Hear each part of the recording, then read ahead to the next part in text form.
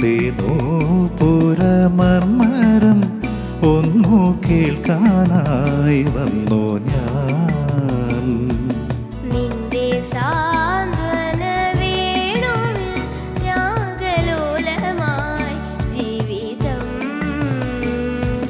നീ എൻ്റെ ആനന്ദ നീലാംബരി, നീ എന്നും അണയാത്ത ദീപാഞ്ജലി, ഇനിയും ചിലമ്പണിയോ. എന്തിനു വേറൊരു സൂര്യോദയം.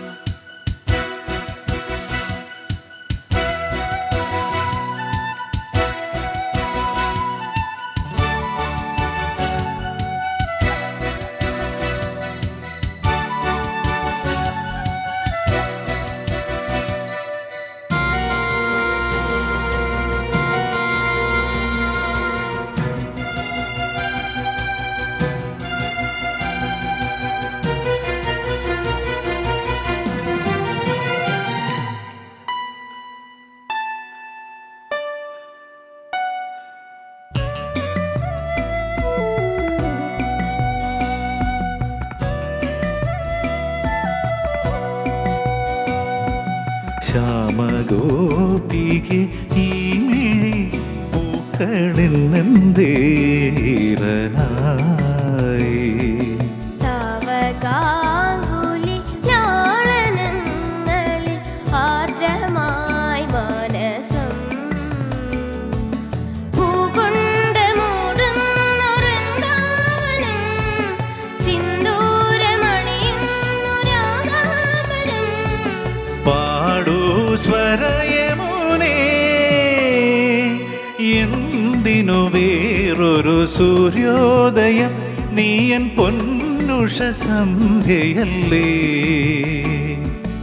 എന്തിനു വേറൊരു മധുവസന്തം, ഇന്നു നീ എന്നരികിലില്ലേ.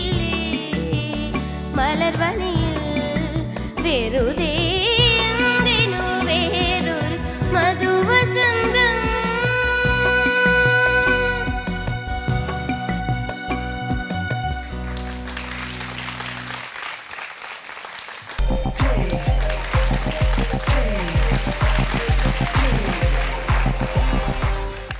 എന്തായാലും രാകേഷ് ചേട്ടാ, ഞങ്ങളുടെ പാർവതിക്കുട്ടിയെ സപ്പോർട്ട് ചെയ്തതിൽ വളരെ നന്ദി. തീർച്ചയായിട്ടും എനിക്കും സന്തോഷമുള്ളൊരു നിമിഷമാണ്. കാരണം എൻ്റെ നാട്ടുകാരിയാണ് പാർവതി. അപ്പോൾ എനിക്ക് എൻ്റെ നാട്ടുകാരിക്ക് വേണ്ടി പാടാൻ സാധിച്ചതിൽ ഒരുപാട് സന്തോഷം. മോൾക്ക് തൊണ്ട വയ്യല്ലേ? അപ്പോൾ ഈ അവസ്ഥയിലും നമ്മൾ പാട്ടുകാർ അഭിമുഖീകരിക്കുന്ന ഏറ്റവും വലിയൊരു പ്രശ്നം എന്ന് വെച്ചാൽ ഈ അപ്രതീക്ഷിതമായി വരുന്ന ചില തൊണ്ട പ്രശ്നങ്ങളാണ്. പക്ഷെ അതൊക്കെ മറന്നു പാർവതി നന്നായി പാടി. ഒപ്പം എന്നെ ക്ഷണിച്ചതിൽ, എന്നോടൊപ്പം പാടാൻ സമ്മതിച്ചതിൽ I am so thankful. Okay, എന്തായാലും നമുക്ക് നമ്മുടെ ചേട്ടനെയും ചേച്ചിമാരോട് ചോദിക്കാം. വിവേകേട്ടാ, എനിക്ക് ഞാൻ ചോദിക്കട്ടെ, ഈ പ്രശ്നം ഇന്നിപ്പോൾ തുടങ്ങിയതാണോ? ഈ തൊണ്ടയിൽ ചെറിയ പ്രോബ്ലം അത് ഇന്നാണോ അതേ ഇന്നലെ? ഇത് പാട്ട് ഡിസൈഡ് ചെയ്തതിന് ശേഷം തുടങ്ങിയതാണോ? അല്ല, ഡിസൈഡ് ചെയ്തതിന് മുമ്പും ഉണ്ടായിരുന്നു. ഞാൻ എൻ്റെ പേഴ്സണലായിട്ടൊരു ഒപ്പീനിയൻ ഞാൻ പറയണത്, എങ്ങനെ എടുക്കും എന്ന് എനിക്കറിയില്ല, എന്നാലും ഞാൻ പറയണം. പക്ഷേ ഈ ഒരു പാട്ട് ഇത്രയും എനിക്ക് ഇവിടെ നിന്ന് കേട്ടപ്പോൾ കുറച്ച് സ്ട്രെയിൻ തോന്നി. ത്രോട്ട് കുറച്ച് സ്ട്രെയിൻ ചെയ്ത് പാടുന്ന പോലെ തോന്നി. പിന്നെ കുറച്ച് എന്താ പറയുക, സൗണ്ട് വ്യത്യാസം പോലെ തോന്നി രണ്ടുപേരും. ഇപ്പം ചേട്ടൻ ഭയങ്കര പെർഫെക്റ്റ് ആയിട്ട് പാടി, ചേട്ടൻ എക്സ്പീരിയൻസ് ആണ്, അത് ഓക്കെ, അത് ഭയങ്കര അത് വേറെ ലെവൽ. പക്ഷെ ഞാൻ പറഞ്ഞ പാർവതിയുടെ കാര്യമാണ്, അതും എനിക്കെന്തോ ഒരു ചെറിയ എവിടേക്കോ, പിന്നെ ഈ കുറെ അടുത്ത് ബ്രേക്ക് ചെയ്ത് പാടുന്ന പോലത്തെ എനിക്ക് ഫീൽ തോന്നി. അല്ല, ഞാൻ അതാ പറഞ്ഞത്. കാര്യം വെച്ചാൽ ഈ അവസ്ഥയിൽ എനിക്കറിയാം, കുട്ടി പാടുന്ന അവസ്ഥ എനിക്കറിയാം. പരിപാടി ഏറ്റു കഴിഞ്ഞാൽ പോയേ പറ്റുമോ? അപ്പോൾ പിന്നെ പാടുക അല്ലേ, നമ്മുടെ ഈ മ്യൂസീഷ്യൻസിനെ അറിയാം. മനസ്സിലായി എനിക്ക്. നമുക്ക് ഒരു എന്താ പറയുക, ഒരു ഓപ്ഷൻ ഇല്ല. ഒരു പാട്ടുകാർക്ക് വരുന്ന ചലഞ്ചസിന്റെ ഭാഗമായിട്ടാണ് ഏറ്റവും പ്രധാനപ്പെട്ട ചലഞ്ച് അതാണ്. കേൾക്കുന്നവർക്ക് അയ്യോ അത് പോരാന്ന് തോന്നും, പക്ഷേ നമ്മൾ എത്രമാത്രം സ്ട്രഗിൾ ചെയ്യുന്നുള്ള നമുക്കറിയാം. പക്ഷെ എന്നാലും എൻ്റെ ഒരു പേഴ്സണൽ ഒപ്പീനിയൻ ഞാൻ പറയുന്നത്, ഈ ഒരു അവസ്ഥയിൽ ഇത്രയും സ്ട്രെയിൻ ചെയ്ത് പാടേണ്ട ഈ ഒരു പാട്ട് സെലക്ട് ചെയ്യേണ്ടിയിരുന്നില്ല എന്നെനിക്ക് തോന്നി. പക്ഷേ എന്താ പറയുക, ഈ ഇത്രയും പ്രോബ്ലംസ് ഉണ്ടെങ്കിൽ പോലും അതൊന്നും നമുക്ക് ഈ പുറത്ത് പ്രകടമായിട്ടില്ല. വളരെ നന്നായിട്ട് പാടി. ഈ പറഞ്ഞ പോലെ മറ്റേ വെള്ളി വീഴുക അതൊന്നും വന്നിട്ടില്ല. അതൊക്കെ ഭയങ്കരമായിട്ട് പാടി. പിന്നെ നന്നായിട്ട് അത് എനിക്ക് തോന്നുന്നു ആ ഇത്രയും പാടിയേണ്ട ഒരു എക്സ്പീരിയൻസ് ആയിരിക്കും. കുറേ പഠിച്ചിട്ടുള്ളതും പാടിയതിൻ്റെയൊക്കെ ഉള്ള എക്സ്പീരിയൻസ് കൊണ്ടായിരിക്കും അതൊന്നും പുറത്ത് പ്രകടമായില്ല. അത് കേൾക്കുന്ന ആൾക്ക് അയ്യോ എന്ത് പറ്റി എന്നുള്ളൊരു തോന്നൽ നമുക്ക് ആർക്കും തോന്നിയിട്ടില്ല. ഈ ഇത്രയും ചെറിയ പ്രശ്നങ്ങളല്ലാതെ ബാക്കിയെല്ലാം വളരെ മനോഹരമായിരുന്നു, വളരെ ഭംഗിയായിട്ട് പാടി. പിന്നെ ഈ പറഞ്ഞ പോലെ എന്നെക്കാളും കൂടുതൽ എന്തെങ്കിലും മിസ്റ്റേക്സ് ഉണ്ടെങ്കിൽ പറഞ്ഞുതരാൻ കഴിയുന്ന ഒരാളായിരിക്കും അടുത്തിരിക്കുന്നത്. അപ്പം ചേട്ടൻ എന്തെങ്കിലും പറയാൻ തോന്നിയോ അങ്ങനെ എന്തെങ്കിലും? അല്ല, ഞാൻ നേരത്തെ കണ്ടപ്പോൾ പറഞ്ഞു, ഇതൊക്കെ ഒരു എക്സ്പീരിയൻസ് ആണ്, പക്ഷേ ഇതിനകത്ത് പഠനം ഉണ്ടാവണം. എന്താണ് നമ്മുടെ പ്രശ്നങ്ങൾ, അത് കറക്റ്റ് ചെയ്ത് മുന്നോട്ട് പോകാനുള്ള ഒരു താല്പര്യം ഉണ്ടാവണം. അതാണ് നമ്മളെ ബെറ്റർ ആക്കുന്നത് അല്ലേ? നിങ്ങളുടെ ആക്ടിങ്ങും ഞാൻ നിങ്ങൾ സ്ഥിരം വീട്ടിലുള്ള ഞങ്ങളുടെ വീട്ടിലുള്ള ആളാണ്. എൻ്റെ അമ്മയ്ക്ക് നിങ്ങളെ കാണാൻ ഉറക്കം വരില്ല. പിന്നെ മോളുടെ കാര്യം എനിക്കറിയാം. പിന്നെ സൗഭാഗ്യ എനിക്ക് തോന്നി ഈ ടബ് സ്മാഷിൻ്റെ തരംഗം ഉണ്ടാക്കി തുടങ്ങുന്നത് സൗഭാഗ്യ അല്ലേ? തീർച്ചയായിട്ടും ഭീകര ഫാൻസൊക്കെ ആയിട്ട് ഞാൻ കണ്ടിട്ടുണ്ട്, കുറേ സമയം കിട്ടുമ്പോഴൊക്കെ കാണാറുണ്ട്. Very good. ഇങ്ങനൊരു വേദി പങ്കിടാൻ സാധിച്ചാൽ ഒരുപാട് സന്തോഷം. ഈ അവസ്ഥയിൽ പാടിയതിൽ പാർവതി ഗുഡ്, വെരി ഗുഡ്. എൻ്റെ പേഴ്സണൽ ഒപ്പീനിയനാണ് കേട്ടോ. Thank you. അമ്മു, പാർവതി പറഞ്ഞു തൊണ്ട വയ്യായിരുന്നു എന്നൊക്കെ പറഞ്ഞു. പക്ഷേ ഈ ഒരു സിറ്റുവേഷനിലാണെങ്കിലും പാർവതിക്ക് പറ്റാവുന്നതന്നെ മാക്സിമം നന്നായിട്ട് പാടി. എനിക്ക് ഒരുപാട് ഇഷ്ടപ്പെട്ടു. ചേട്ടൻ ഒരുപാട് സപ്പോർട്ട് ചെയ്തു. അപ്പോൾ അടുത്ത റൗണ്ടിൽ വരുമ്പോൾ ഈ അസുഖങ്ങളൊക്കെ മാറട്ടെ, പെട്ടെന്ന് തന്നെ സുഖമാവട്ടെ, അതിനനുസരിച്ചുള്ള സോങ്സ് സെലക്ട് ചെയ്യുക. Okay, anyhow, all the very best, and thank you so much, Eda, for coming to our show and supporting Parvati. Thank you. It's an Thank honor you for me. so much. Thank you so much. Thank you. Sowbhagya ചേച്ചി.